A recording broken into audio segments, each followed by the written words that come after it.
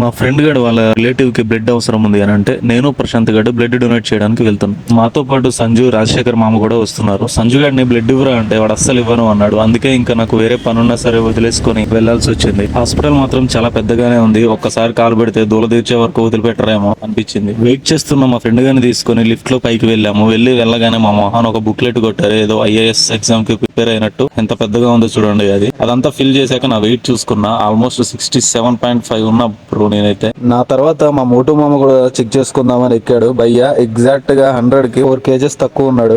అంతా బానే ఉంది కానీ బ్లడ్ డొనేట్ చేయాలంటే ముందు తినేసి రావాలంట. ఆ ముక్క మాకు తెలియక తినకుండా వచ్చేసాము. పక్కనే ఫాస్ట్ ఫుడ్ సెంటర్ ఉంటే అక్కడికి వెళ్ళి ఫుల్ గా తినేసి మళ్ళీ హాస్పిటల్కి అయితే రిటర్న్ వెళ్ళిపోయాం. వచ్చాక అసలు కథ స్టార్ట్ అయ్యింది. ప్రశాంత్ గారు అయితే బ్లడ్ ఇచ్చాడు, కానీ నేను నిన్న ఒక జలుబు చేసిందని టాబ్లెట్ వేసుకున్నందుకు నన్ను వద్దని చెప్పేసి నా ప్లేస్ లో అసలు బ్లడ్ ఇవ్వనన్న సంజయ్ గారిని కూర్చోబెట్టారు. వాడు చూడండి పాపం నెక్స్ట్ వేసేది నన్నే అన్నట్టు ఎలా చూస్తున్నాడు. ఒక మాట ముందు చెప్పుంటే నేనైతే వెళ్ళేటోని, వినకుండా వచ్చాడు. ఇప్పుడేమో చేతిలో బాల్ పెట్టి పిసుక్కోమని కావాల్సినంత బ్లడ్ తీసుకున్నారు. అయిపోయాక చేతిలో పల్పి పెట్టి పంపించేశారు. ఆడికి అది కూడా వేస్ట్ అని చెప్పి ఆడికి వాటర్ బాటిల్ ఇచ్చి రాజశేఖర్ మామ ఊపుకుంటూ తాగేశాడు. అలా అయిపోయాక అందరం రిటర్న్ వచ్చేసాం. అండ్ ఎవరైతే హాస్పిటల్లో అడ్మిట్ అయ్యారో వాళ్ళు పూర్తి ఆరోగ్యంతో తొందరగా కోలుకోవాలని మనస్ఫూర్తిగా కోరుకుంటున్నాను. బాయ్.